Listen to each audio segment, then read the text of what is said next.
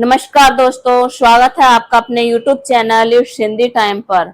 मैं गीता आपका बहुत बहुत स्वागत करती हूं और आज हम एक नया मॉक टेस्ट लेकर आए हैं, एडवांस मॉक टेस्ट। आज के क्वेश्चन बहुत ही अच्छे हैं, आपके एग्जाम में यूपी टेट में ये यूजफुल हैं बहुत ज्यादा और अति महत्वपूर्ण क्वेश्चन हैं। तो आप डेली मॉक टेस्ट लगाइए और अपनी तैयारी को देखिए कि आपकी कितनी अच्छी तैयारी है।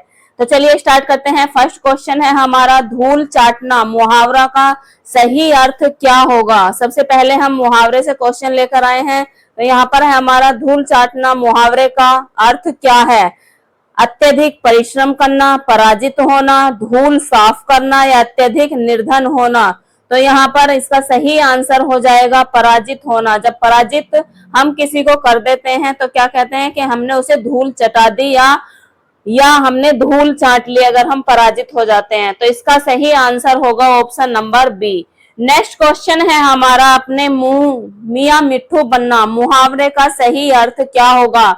यहाँ पर आपके एग्जाम में यूपी टेट में मुहावरे के अर्थ पूछे जाते हैं, न कि मुहावरे को वाक्य में प्रयोग करके। तो इसके अर्थ आपको ज्यादा से ज्यादा पता होने चाहिए और कोई भी आपको ऐसे ही क्वेश्चन आएगा और किसी का भी अर्थ आपसे पूछा जाएगा किसी भी मुहावरे का।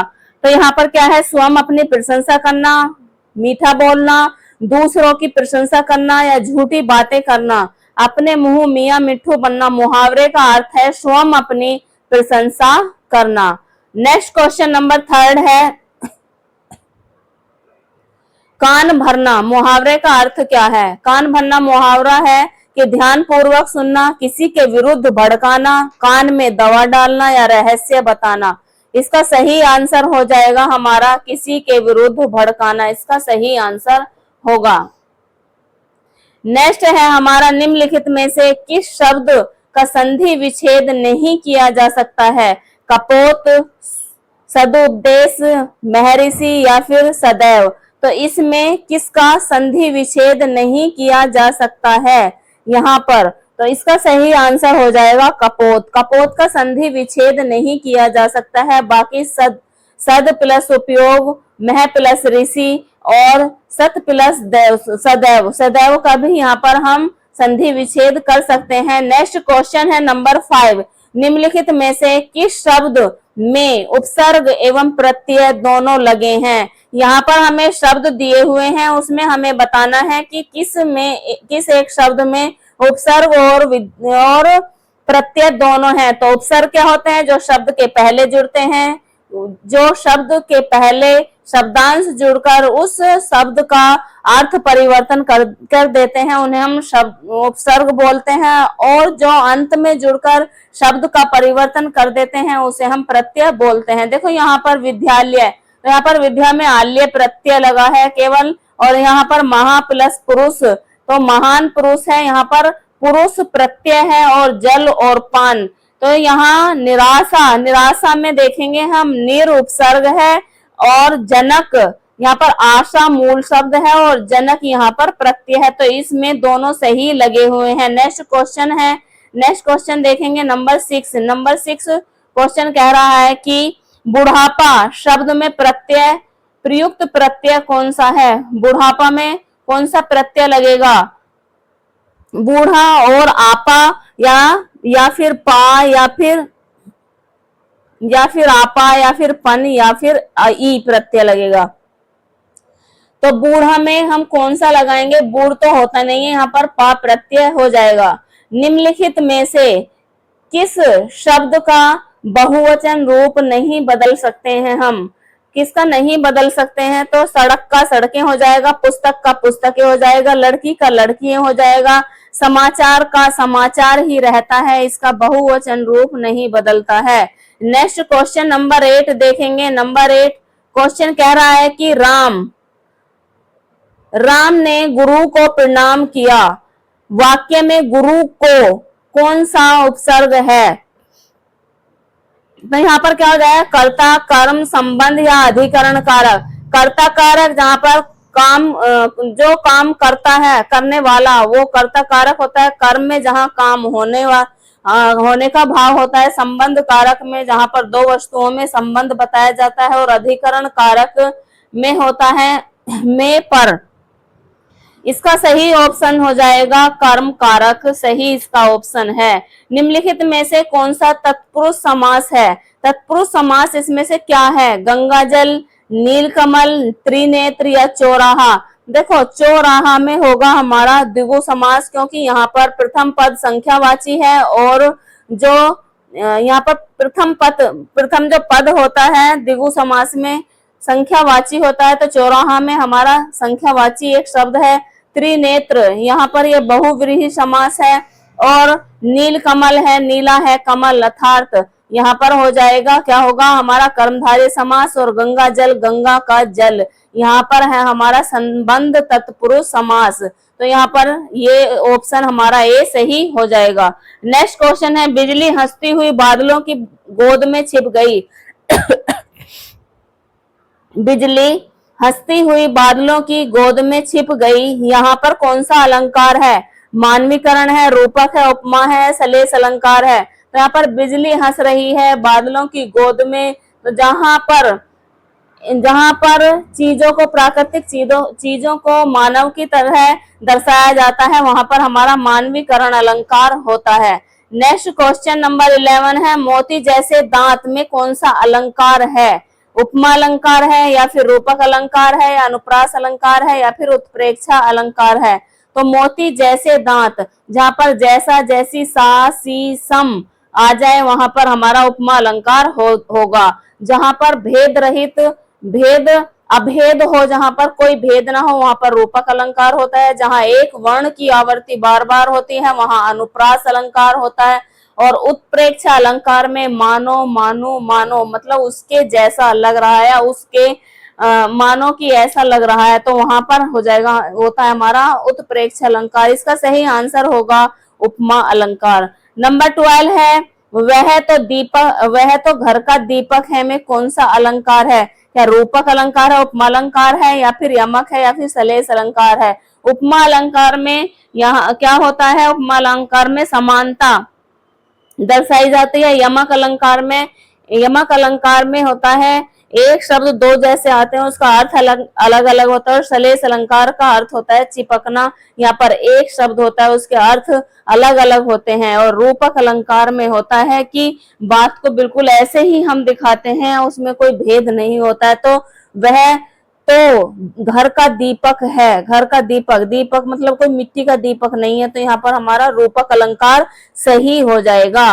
नेक्स्ट क्वेश्चन है 13 निम्नलिखित में से वीर रस का उदाहरण कौन सा है? वीर रस, सैनिक सीमा पर डटा रहा, माँ रो रही थी, बालक हंस रहा था, कोयल गा रही थी। तो यहाँ पर क्या हो जाएगा हमारा ऑप्शन ए सही हो जाएगा। सैनिक सीमा पर डटा रहा, ये वीर रस का एक उदाहरण है। नेक्स्ट क्वेश्चन है हमारा 14 क्वेश्चन रोम रोम पुलकित हो उठा में प्रमुख रस कौन सा है? अद्भुत रस है, भक्ति रस है, वीर रस है या करुण रस है? तो यहाँ पर है हमारा भक्ति रस हो जाएगा कि रोम रोम पुलकित हो उठा। जब किसी गुरु के प्रति, प्रिय के प्रति या फिर किसी ईश्वर के प्रति हमारे मन में भाव पैदा होते हैं, वहां पर क्या होता है? भक्ति रस होता है, वीर रस होता है। जैसे हमने इससे पहले क्वेश्चन में पढ़ा है कि जहां पर वीरता दिखाई जाए वहां पर वीर रस होता है। जैसे कि बुंदे लोहर बोलो के मुंह, हमने सुनी कहानी थी, खूब लड़ी मर्दानी वह तो झांसी वाली रानी थी। तो इसमें क्या है? वीर रस है। करुण रस होता है जहां पर किसी अपने प्रिय के प्रति उसको बिछुड़ने का, उसके बिछुड़ने के मतलब उसमें वियोग में जहां पर दर्द पैदा होता है या फिर जहां पर करुणा होती है वहां पर करुण रस होता है। अद्भुत रस होता है जहां पर किसी अनोखी चीज को देखकर हम हैरान हो जाते हैं, वहां पर हमारा अद्भुत रस होता है। नेक्स्ट क्वेश्चन है हमारा मुहावरे से आस्तीन का सांप होना। मुहावरे का क्या अर्थ है? पालित शत्रु, सांप पकड़ने वाला, डरपोक व्यक्ति या फिर विश्वास पात्र मित्र। तो आस्तीन का सांप होना विश्वास पात्र मित्र होता है। नंबर 16 है हमारा क्वेश्चन नाक कटना मुहावरे का क्या अर्थ है? अपमानित होना, घायल होना, क्रोधित होना या फिर सम्मान पाना। तो यहाँ पर नाक कटना मुहावरे का अर्थ सही है अपमानित होना। अपमानित होना तो कहते हैं ना, कभी किसी की लड़ाई हो जाती है और दूसरा पक्ष हार जाता है तो हम कहते हैं कि उसकी तो नाक कट गई, तूने तो हमारी नाक कटवा दी, ऐसे करके बोलते हैं ना। तो अपमानित होना मतलब नाक कटना। नेक्स्ट क्वेश्चन है 17, निम्नलिखित में से कौन सा शब्द देशज है? देशज शब्द होते हैं जो हमारे देशी शब्द होते हैं, हमारी क्षेत्रीय भाषा से पैदा शब्द होते हैं, वो हमारे देशज शब्द होते हैं। उनमें आता है जैसे डंडा, लाठी, लठिया, पगड़ी और डमडम, थर थर और गाड़ी, डिब्बा, ढोलक, ऐसे शब्द जो है ये हमारे देशज शब्द होते हैं। इसलिए हमारा पगड़ी शब्द क्या हो जाएगा? देशज शब्द हो जाएगा। और ये देखो अग्नि शब्द हमारा तत्सम शब्द होगा। नेक्स्ट क्वेश्चन है जो कभी बूढ़ा न हो के लिए एक शब्द क्या होगा? जो कभी बूढ़ा न हो के एक शब्द होगा हमारा अजर। अजर मतलब जर मतलब बूढ़ा, और अजर जो कभी बूढ़ा न हो, अमर जो कभी न मरे, और अजय मतलब जो हमेशा जीतता रहे, अचल होता है जो हमेशा अडिग रहे। नेक्स्ट है हमारा क्वेश्चन 19, दुर्जन शब्द में प्रयुक्त उपसर्ग है? दुर है, दु है, दुष है या निर है? तो दुर्जन शब्द में उपसर्ग होगा हमारा दुर उपसर्ग। ए ऑप्शन इसका सही आंसर होगा। नेक्स्ट है चतुर्भुज। चतुर्भुज कौन सा समास है? चतुर्भुज में क्या द्विगु समास है, बहुव्रीहि या तत्पुरुष या कर्मधारय समास है? तो चतुर्भुज में होगा हमारा बहुव्रीहि समास। बहुव्रीहि समास वह समास होता है जहां पर हमारे दोनों पद अप्रधान होते हैं और किसी तीसरे शब्द की ओर संकेत किया जाता है, वहां पर हमारा बहुव्रीहि समास होता है। चतुर्भुज का अर्थ है चार भुजाएं हैं जिसकी अर्थात विष्णु जी। तो ये हमारा बहुव्रीहि समास होगा। द्विगु समास में प्रथम पद संख्यावाची होता है। तत्पुरुष समास में सारे कारक वाले चिन्ह आते हैं कर्ता और संबोधन कारक को छोड़कर। कर्मधारय समास में उपने, उपमेय, उपमान और विशेषण और विशेष्य वाले शब्द जिस भी वाक्य में आपको मिल जाए वहां पर कर्मधारय समास होगा। नेक्स्ट क्वेश्चन पर चलते हैं। नेक्स्ट क्वेश्चन है 21 क्वेश्चन कह रहा है कि सूरदास किस प्रकार की संज्ञा है? सूरदास का व्यक्तिवाचक है, जातिवाचक है, भाववाचक है या द्रव्यवाचक है? द्रव्यवाचक होते हैं जैसे सोना, चांदी या फिर चीनी, ऐसे ऐसे शब्द जो होते हैं वो हमारे द्रव्यवाचक होते हैं। और भाववाचक शब्द होते हैं जहां पर ईमानदारी, बेईमानी और होशियारी, गरीबी, अमीरी, वे हमारे भाववाचक संज्ञा होती हैं। और जातिवाचक संज्ञा होती है जहां पर एक जाति के बारे में इंडिकेट किया जाता है, वहां जातिवाचक जैसे कि आदमी, लड़की, लड़का या फिर किसी भी जानवर की जाति के बारे में बात होती है, वहां पर जातिवाचक। व्यक्तिवाचक होता है किसी विशेष के बारे में बात करें। सूरदास एक व्यक्ति का नाम है, इसलिए यहाँ पर व्यक्तिवाचक संज्ञा हमारा सही आंसर हो जाएगा। नेक्स्ट क्वेश्चन 22 है, उसकी बातें अमृत बरसाती हैं। अमृत बरसाती है में कौन सा अलंकार है? ऑप्शन हमारा है नंबर 1 रूपक अलंकार, बी अतिशयोक्ति उपमा, सी उपमा अलंकार या डी अनुप्रास अलंकार। रूपक अलंकार में हमने बताया कि जहां पर बिल्कुल भी भेद न पाया जाए, अभेद रहित आरोप हो, वहां पर रूपक अलंकार होता है। अतिशयोक्ति होता है जहां किसी बात को बहुत ज्यादा बढ़ा चढ़ाकर वर्णन किया जाए। उपमा अलंकार होता है जहां पर समान धर्म गुण पाए जाए, वहां पर उपमा अलंकार होता है। अनुप्रास अलंकार में जहां एक वर्ण की आवृत्ति बार बार होती है, वहां पर अनुप्रास अलंकार होता है। तो यहाँ हमारा वाक्य है उसकी बातें अमृत बरसाती हैं। क्या किसी की बातें अमृत बरसा सकती हैं? तो ये हाँ, बातों का अमृत से यहाँ पर क्या किया है, बढ़ा चढ़ाकर वर्णन किया गया है। बी ऑप्शन हमारा सही ऑप्शन हो जाएगा। नेक्स्ट क्वेश्चन है, दांत खट्टे करना मुहावरे का अर्थ क्या है? बुरी तरह पराजित करना, भोजन करना, दांत खराब होना या डर जाना?